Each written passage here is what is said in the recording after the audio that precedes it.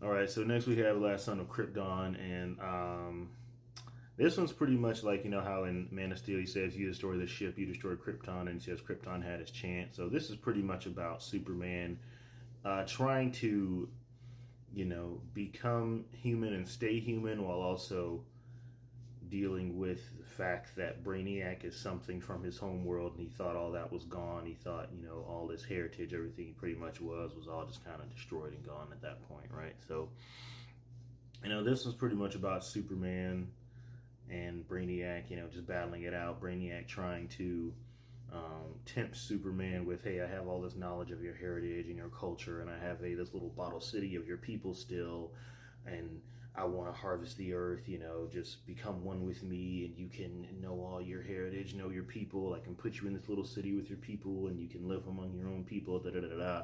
Well, Superman's also like, oh, well, I'm not going to do that. I want to be Kryptonian, know what's going on in Krypton and my heritage and my past, but also want to protect humans and Lois, da da da da da. So that's pretty much the concept of that.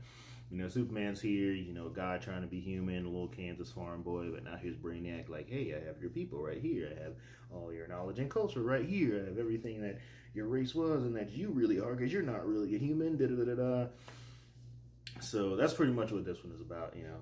And, you know, Clark, Brainiac comes in, invades, and then for a little bit of the movie, Superman actually gets kidnapped and experimented on by Brainiac, and then he, you know, breaks out and, you know, stops the invasion and everything like that. And then, of course, there's, you know, a cut scene with some dark side foreshadowing, and then also some Cyborg in there as well.